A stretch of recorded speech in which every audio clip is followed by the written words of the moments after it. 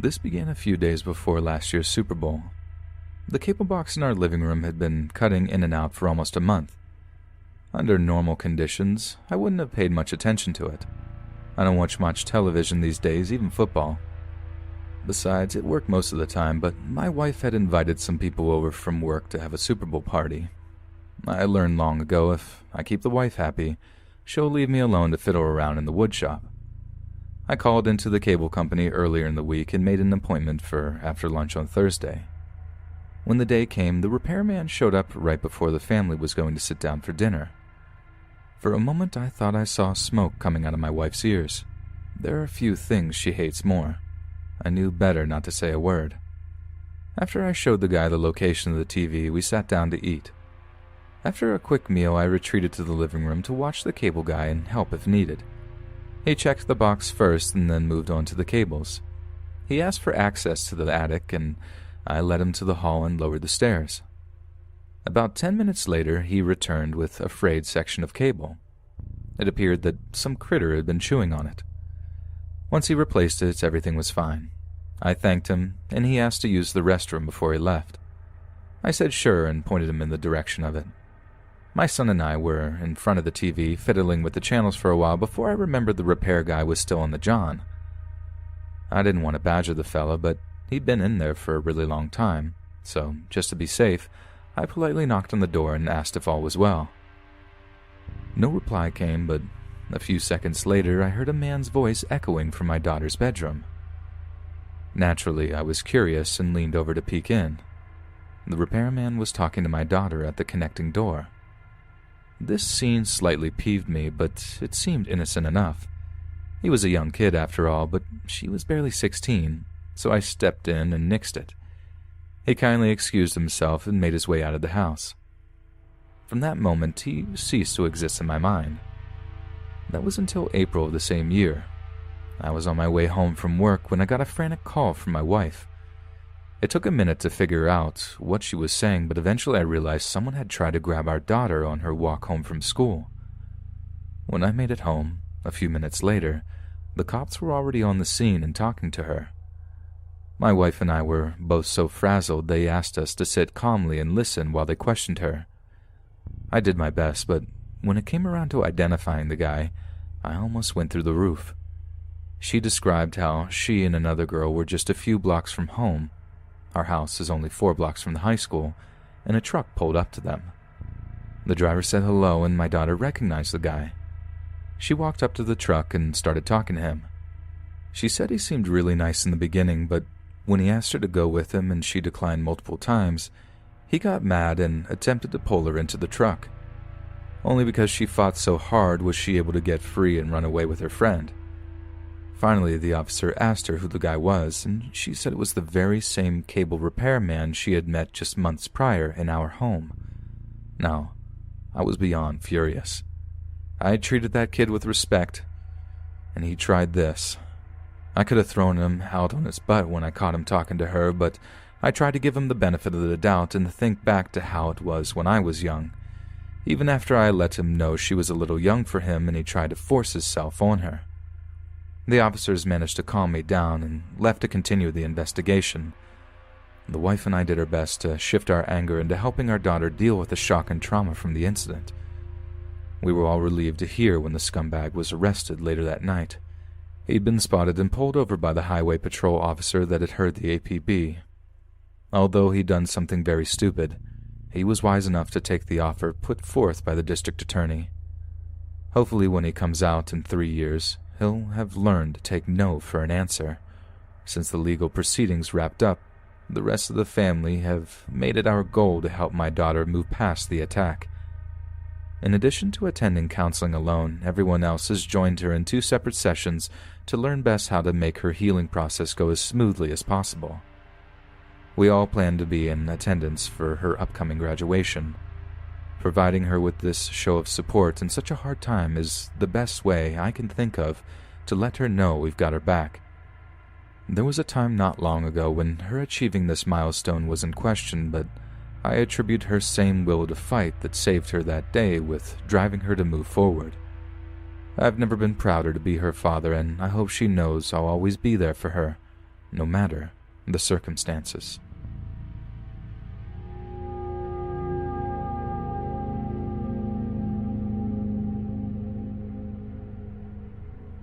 October 10th, 1999 was just another ordinary Sunday around our house. After the four of us returned from morning services, I helped Erin, my beautiful wife, finish preparing the last few sides for lunch. Just before noon, the children were called to the table and, as usual, a great meal was had. When we were all satisfied, the kids ran off to do their thing and I assisted Erin in cleaning the table. Once I had completed my husbandly duties, I slipped away to the living room to nap for the few hours. Around 3:45, I was awakened by a phone call from my grandmother Annie, my dad's mother and the only remaining grandparent or parent on either side of my family. She had raised myself and my sister after our parents had passed, and we were all very close. She asked if I knew any young men that needed work as a repair maintenance man. Her last guy had gotten too old to do the work and she needed someone new to help around the house every once in a while.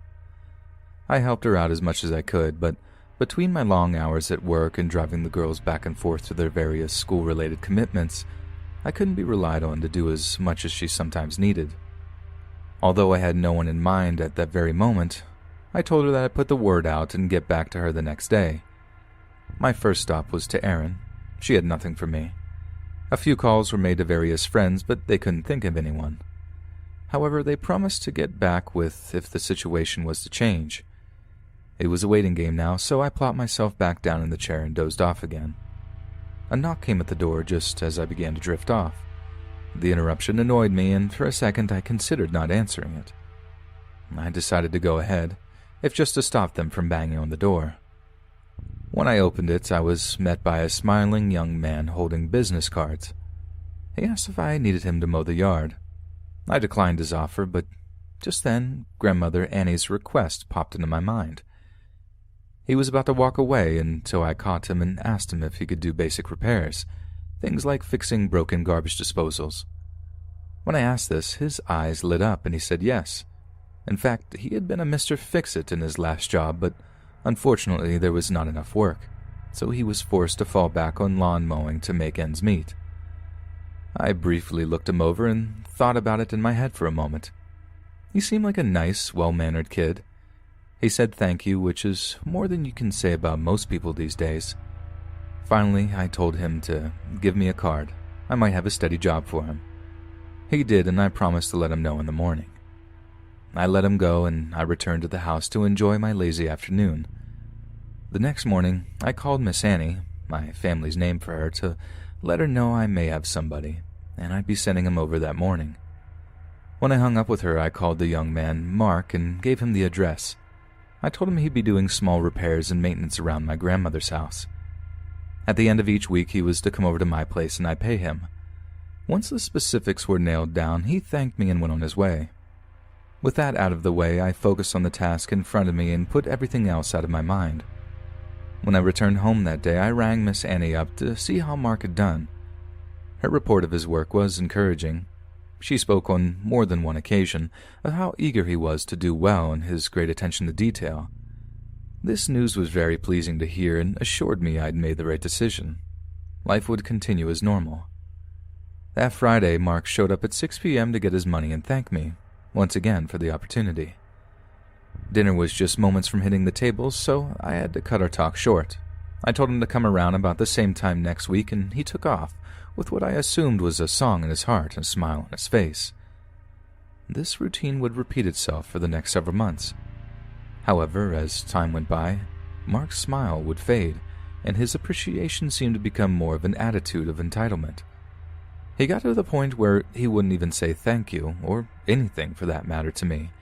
He'd just snatch the money from my hand and walk away. While this behavior ticked me off, I didn't have to like him, as long as he did his job.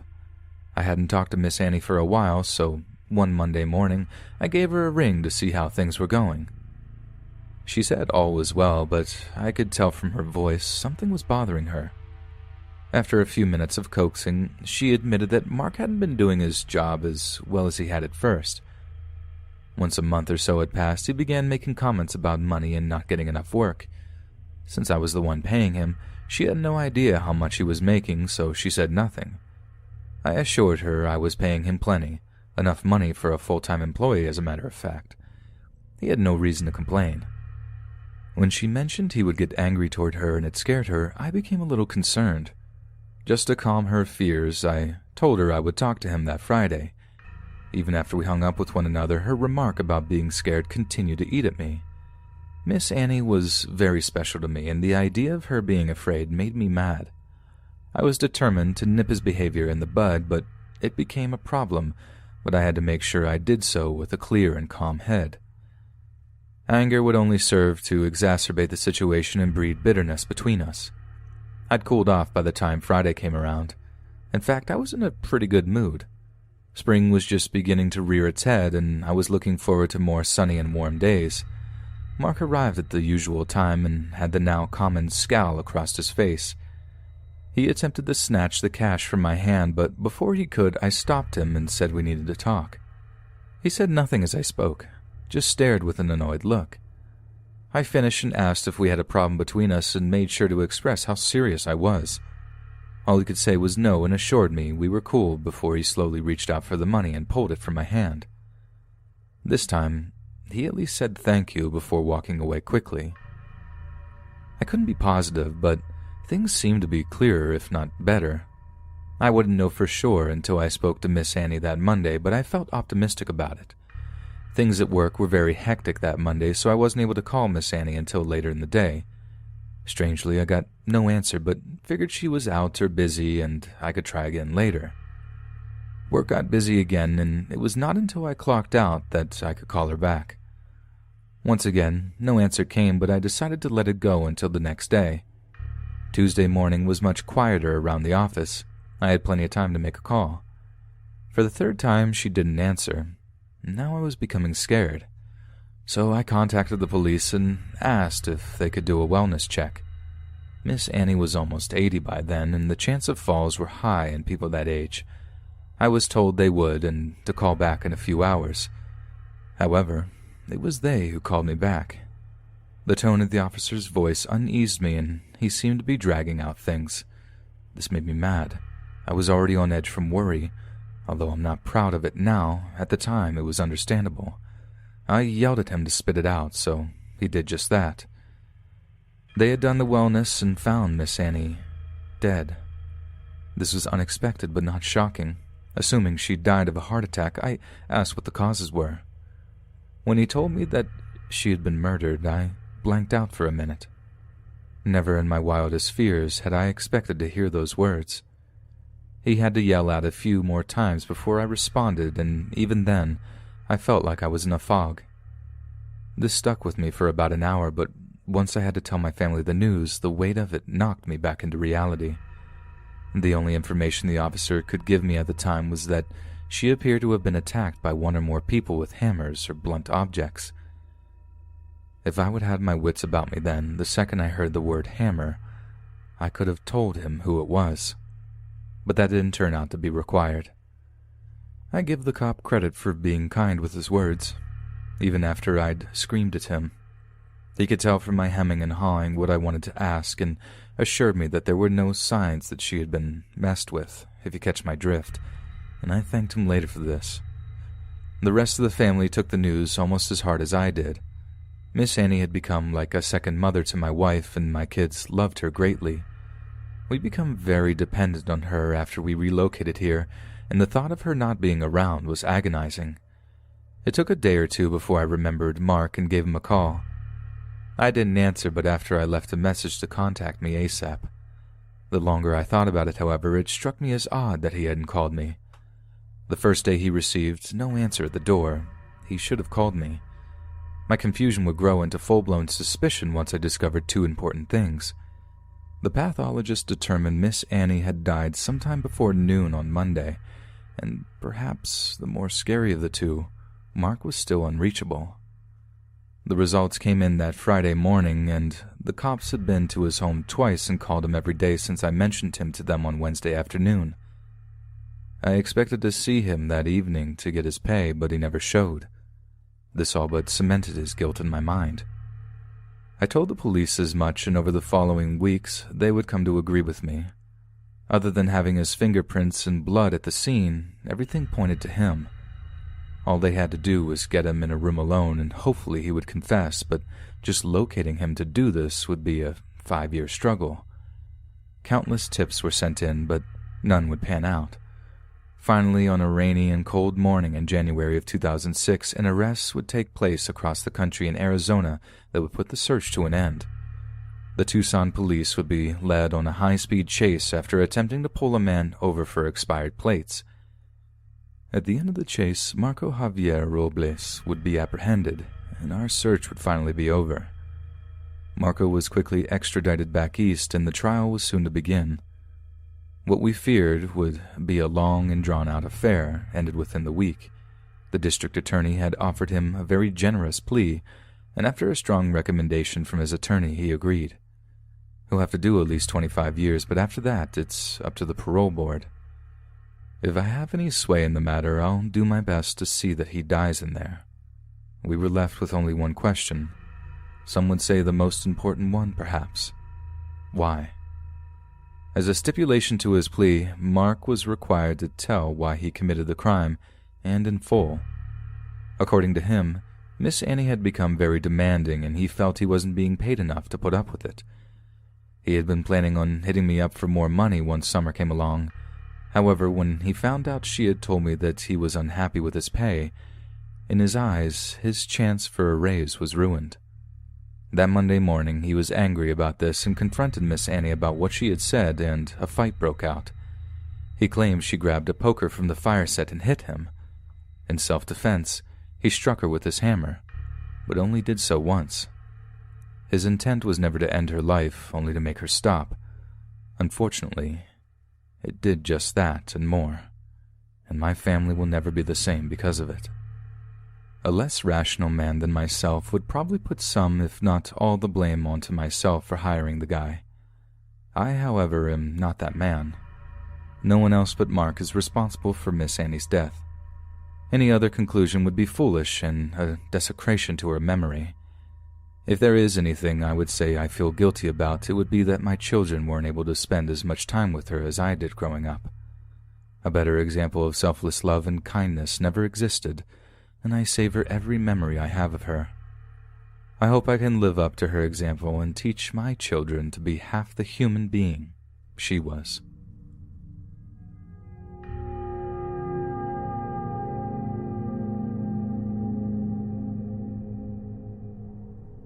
I'd never had any problems with my guys until Don Bullard came along.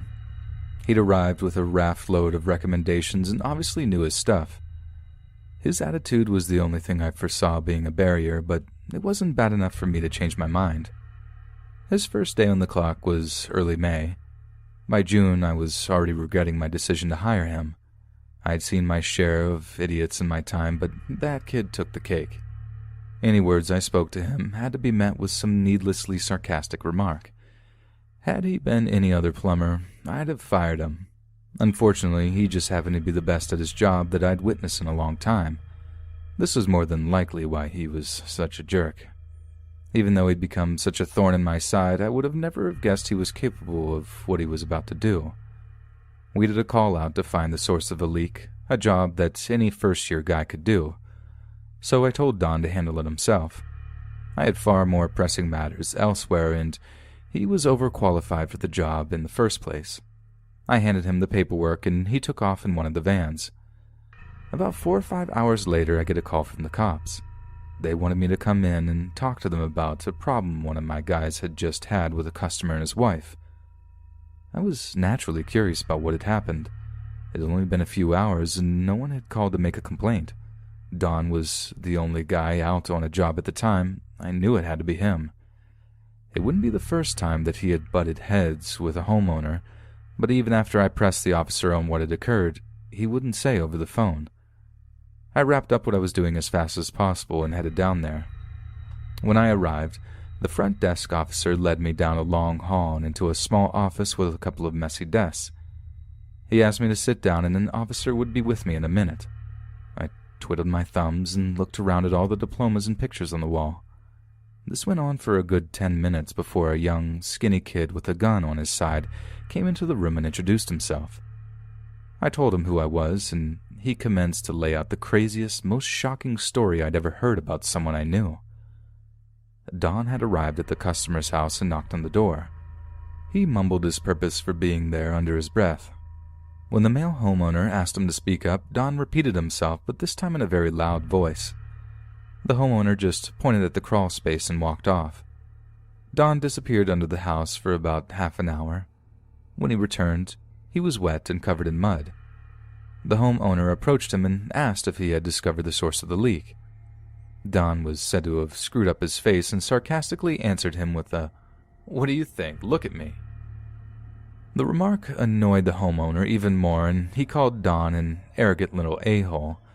This made him fly into a rage, and he began beating the homeowner about his head with a wrench. The homeowner's wife had heard her husband's screams and ran into the room to help him.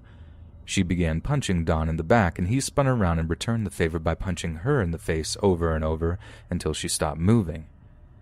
He must have thought that they were both dead because he sat down on their couch and smoked a cigarette.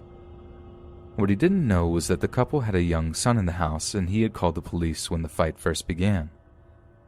Don was on his way out the door when the officers arrived, and he was taken into custody. The mother was in critical condition at the hospital, but the husband had unfortunately been pronounced at the scene. Most of the information they had at that point was because of Don. The detective said that all through their investigation he had been calm and happy to answer their questions in depth, almost as if he was proud of what he had done. By the time the cop finished the story, I was almost catatonic.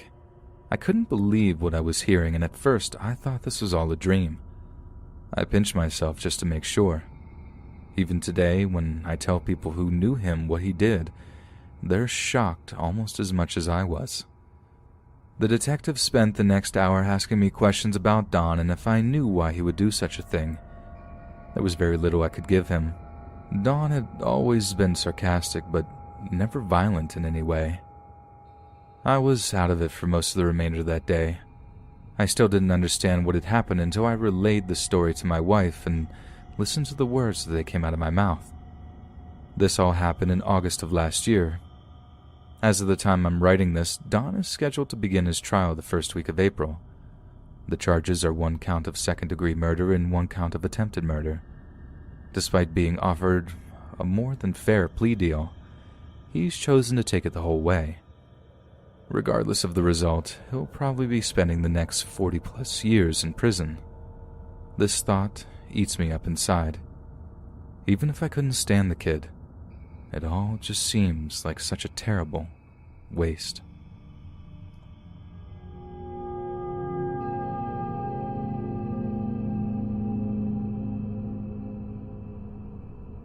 Like any reasonable man, my dad took the medium's words with a very small pinch of salt.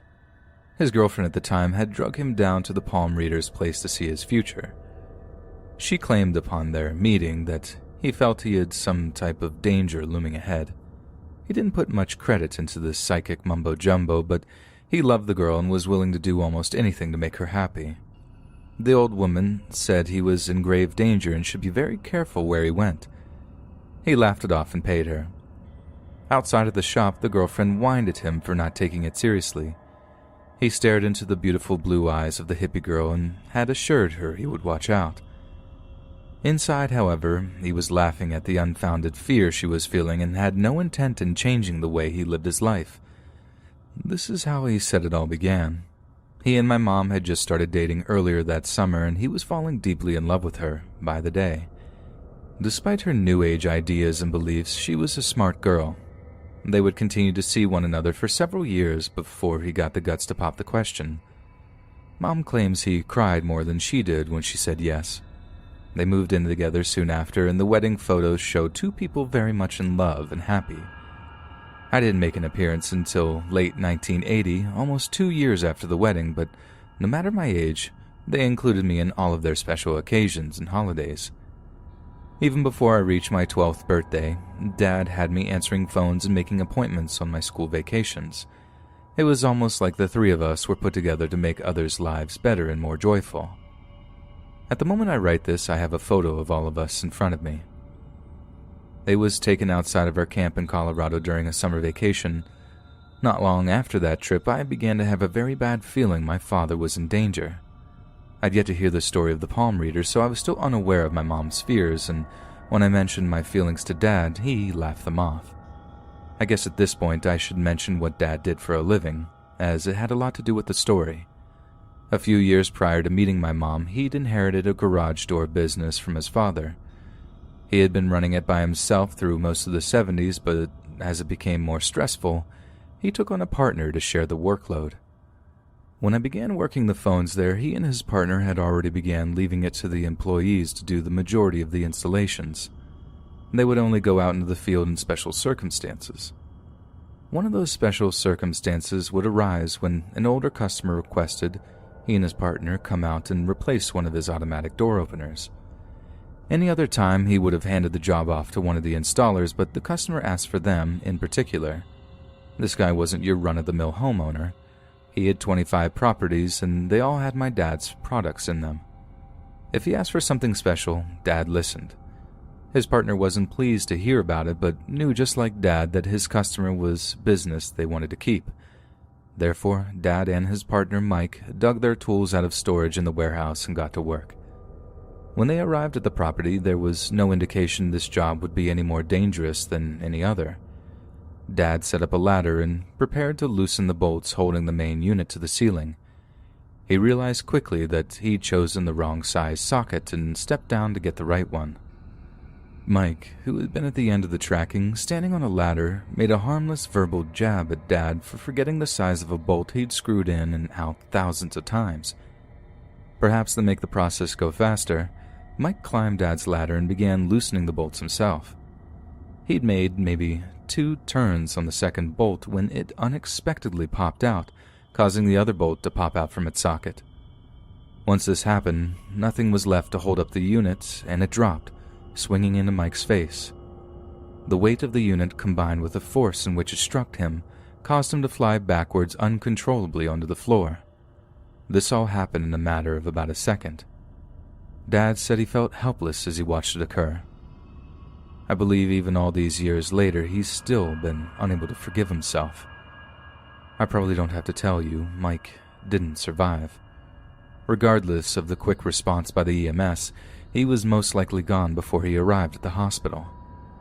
Dad returned to the scene soon after to see if he could discover the reason for the accident. It appeared whoever installed that opener had used very short bolts. When Mike began to loosen them, expecting there to be plenty of threads to hold the unit, his fate was sealed. Dad thought about tracking down the installer but realized it wouldn't bring Mike back. He did, however, return to every one of their rental properties and check the bolts. Fortunately, none of the others had short bolts, and Dad could truly move on and begin to mourn his lost friend. As I sat and listened to him describe the accident, something struck me as strange about it. To me, it appeared as if Dad was the intended target, but Mike walked into it by mistake.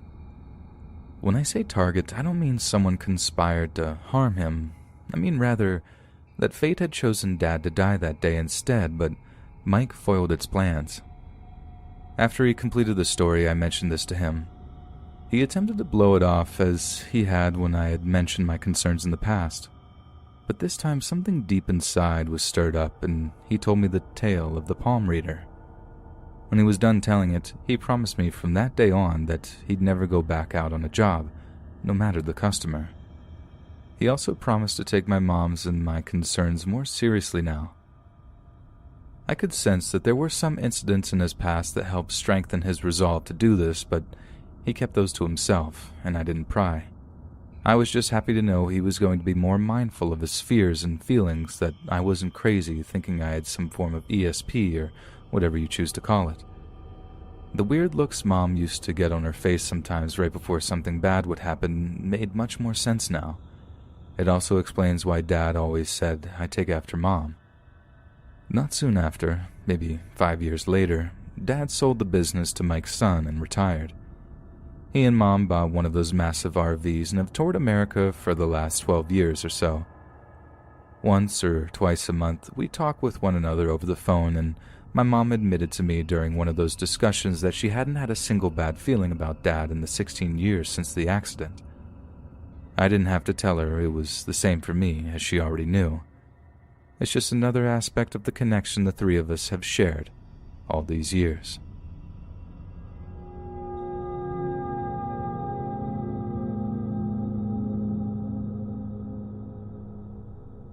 When I was still young, maybe 6 or 7, my folks got the great idea of converting our garage into a family game room.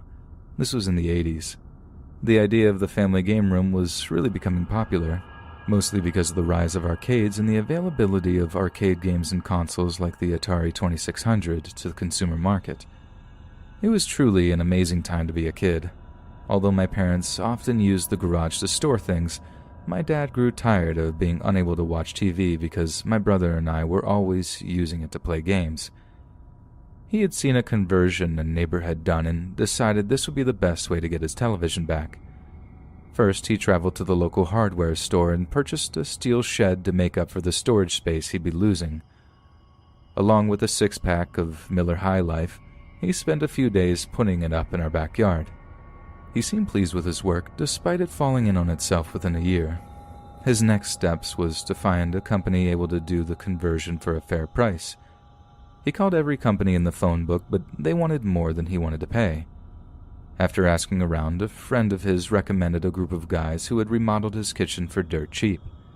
Since my dad was a first-class cheapskate, these were the guys for him. They were contacted, and after a lot of haggling, Dad hired them for the job. Dad was in such a hurry to regain control of the TV that he couldn't wait until the spring to start the renovation. As a result, the guys had to use space heaters in order to be comfortable working in the Kansas winter. For the start, these guys were nothing but trouble. When they did show up to the house, they did very little and often called it a day by 3 p.m. My dad had to complain several times. Once or twice, he even had to make them redo some piece of shoddy work. If I remember right, my mother tried to get him to fire the guys and hire a new company, but regardless of all the headaches, Dad was a miser to the bone. Eventually, he would be forced to get a new set of contractors. However, this was only because a near-deadly disaster was forcing him to. One day, Billy, my little brother, and I would be put to bed just like any other evening. At some point in the middle of the night, my mother would shake me awake. She was yelling and had a very panicked look on her face. I slowly started to rise when I began to smell smoke. Mother was next door yelling at my brother. It wasn't long before the smoke caused me to start choking and coughing. I remember I was putting on my robe when my mother came running back into my room, carrying Billy on her shoulder. I don't think he was even awake yet. She pushed me out of my room and ran down the hall towards the front door. My dad was standing in the foyer. He must have been waiting for us. The house had filled with a thick black smoke by then, but I couldn't see any fire. This changed once we all made it out to the front lawn. I stood with the rest of them watching the flames engulfing the house and illuminating the neighborhood. Fire trucks arrived a minute later and we all got checked out by the paramedics. They fought the fire for over an hour, but the house was already done for. We would be living in a motel for the next 6 months or more. After a week after the fire, Dad got the report that stated it had been started by a faulty space heater in the garage. I can only imagine how furious he was to read this. This still didn't stop him from wanting to hire the yahoos back to rebuild the whole house. My mother put her foot down at this point, though. When she threatened to take Billy and I and move in with her parents, Dad folded and hired a very reputable company to do the job. I'm suspicious he only chose them because he wasn't paying for it. The check from the insurance company did. He probably would have found another group of cowboy builders to do the job and kept the extra money, but I don't think he thought of that. I love the man, but Jesus. The work was completed rather quickly. My parents chose to have the new house rebuilt in almost the exact same design as the original. The one major difference was the construction of a large game room at the back. The family would spend the majority of our next 10 years in there, even Dad. The garage was put back to work storing things and the shed left to collapse. It's still there, a big pile of rusty steel, all these years later.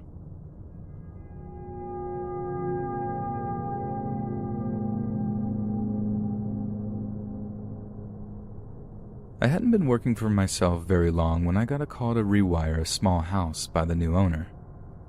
She expressed a fear to me that the old, outdated wiring could be a fire hazard, and I agreed. This homeowner just happened to be a young and beautiful woman, not to mention newly single one. Despite being very attracted to her, I kept things professional between us. The large amount of work I had to do meant I had to return to the home every day for about a week. Much of the time I was present in the house, we were in separate rooms and only spoke 2 or 3 times in the entire 5 days. Nothing untoward ever took place. I knew this. She knew this. I only wish her ex would have known this. Friday morning arrived and I only had a few small things to finish. The homeowner, Crystal, had paid me the day before. My plan was to wrap up the job and move on. I'll be honest, I had plans to contact her in the month or 2 and ask her out, but for now, I had 1 foot out the door. When I first heard the loud noises upstairs, I was in the basement cleaning up my work area. Without thinking, I ran upstairs to see what had caused it. Unfortunately for me, I turned the corner just in time to come eye to eye with a stranger with a gun. I froze, and he used that opportunity to move closer. Now he was so close I could smell the oil in the gun. It was aimed directly at my face. Crystal ran up behind me and screamed when she saw the gunman. I closed my eyes tight, expecting him to blow my brains out when she did this. Instead, I hear him begin yelling at her, and in return, she began screaming his name and telling him to get out. It was obvious now that they had known each other. I wasn't sure if this was good or bad for me, but I stayed right where I was. The yelling soon stopped, and he told me to step back, slowly into the living room behind me. Crystal, who had been behind me all this time, joined me. We were then ordered to sit on the couch and say nothing. This was when he began calling me a home-wrecking a-hole. This confused me until he followed up by asking how long I'd been banging Crystal. We both denied this, but were quickly told to shut up. He said there was no reason to deny it. He'd been watching the house all week and he knew I'd been over every day. I was boiling over, wanting to explain while I was there, but I was afraid of being shot. Crystal asked him if she could explain the situation and he agreed. To begin, she introduced him to me. He was Victor, her ex-husband. Victor's face tensed up when she said this, but she continued. Then she introduced me to Victor by explaining I was an electrician who she had hired to redo the wiring. Her and I had no personal relationship whatsoever. He interjected himself into the conversation and said that was BS because I didn't have any signs on my truck. Sensing it may be my turn to speak, I countered his claim by explaining I was new in business for myself, and I hadn't had the spare cash to have the signs made. But if he looked in the basement, he'd see my tool belt and supplies in a pile. Victor had a look of doubt on his face, but his body language betrayed his inner curiosity. I said nothing else, allowing the possibility to turn around in his mind. What seemed like a good idea at first began to worry me. He could take us down there and shoot us and get away, while the neighbors would be none the wiser. To this day, I'm not sure how, but Crystal must have read my mind. When Victor agreed and waved us to the door, we did what we were told. In my head, I'm crapping myself this whole time thinking I was about to die. Unknown to me, Crystal had a plan for me to get away. I can only assume she was confident Victor wouldn't shoot her. So as we approached the door to the stairs, he stood there with a pistol locked on me and waved me by. I complied and Crystal followed. However, instead of going down, she jumped on Victor as she passed him. He had his body facing down the stairs and was watching me, so she nailed him square on his side and they fell to the floor. Crystal wasn't a particularly large girl and Victor was about average size for a man, but somehow she tackled him like a football player 3 times her size. I just happened to be looking back when she did this. As soon as they hit the ground, she began yelling for me to run while hitting and slapping him over and over. Victor was still holding the gun in his hand, but he was holding both hands up to protect his face from her elbows. He didn't look like he was about to shoot, so I ran back up the 2 stairs and out of the house. And you can call me a coward all you want, but I wager you'd probably do the same. The door had been broken off the hinges when Victor forced himself in, so I ran straight out and across the street to the neighbor's house and started banging on the door. The homeowner, an older gentleman, threw it open and I began yelling about a man with a gun before he could say a word. He opened the screen right away and let me in, closing the door behind him. The phone was on the wall next to us and he grabbed it off the hook and handed it to me. I dialed as fast as I could and gave the operator the facts. I answered her questions and waited for the sound of gunshots, but instead heard the muffled screams of Crystal outside. She'd gotten away somehow and was running from door to door yelling for help. When I looked out the window for her, I saw a woman and a man run out of one of the nearby houses and bring her in. Confident she was now safe, I began begging the operator to get the cops on scene before Victor could escape. She assured me that they were close. Sure enough, 2 cars, soon followed by 2 more, pulled up outside the house and the cops rushed inside. I watched with bated breath for them to come out. I had no idea Victor was still inside, but thankfully, a minute or 2 later, they came out with him in handcuffs. This is when I finally came out and introduced myself as the caller and told them what had occurred. Crystal and the couple came out and joined us not long after. I looked over and asked her if she was okay. She said yes, but I could see a bleeding cut on the webbing of her left hand. It wasn't until a few hours later that she told me she had been fighting him for the gun and he must have pulled the trigger, but fortunately for her, she had grabbed it high up and the hammer came down on the webbing of her hand, preventing it from firing. At some point, she clawed at his eyes and he dropped it. This was when she made a break for it, hoping she wasn't going to be shot in the back as she ran away. The police told us while the paramedics were checking us out that Victor was just sitting on the floor crying when they came in. He didn't fight or argue as they handcuffed him and loaded him into the car. They bandaged up Crystal's hand and after 2 hours took off. I volunteered to repair her door as much as possible until it could be replaced, and the couple that had helped her invited her to stay with them for the night. She accepted. On the way to my truck, I thanked the neighbor once again for helping us and gave him my card. I told him to call me anytime he needed any electrical work done, and it would all be done on the house. It was the least I could do. Crystal and I wouldn't see each other again until the trial. I showed up to testify and stayed around to watch her testimony.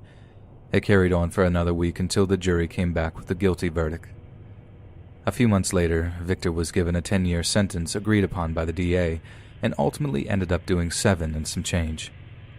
I don't hold any ill will against him after all these years. I can only pray he feels the same and has bettered himself. The trial was the last time I'd seen Crystal and I haven't spoken to her since. As you can imagine, it didn't feel right to ask her out after all that happened. I hope she's doing okay now and knows how thankful I really am for risking her life to save mine. That was far more than I would expect a person to do for someone they barely knew. And if you're wondering, yes, I did get a call from that neighbor and I did do some work for him for free. And I will again. He didn't have to help me either. In these days and times, you never know if that person asking for help outside your door is really in danger or just trying to bait you. It's a sad thing to say, but a fact, nonetheless.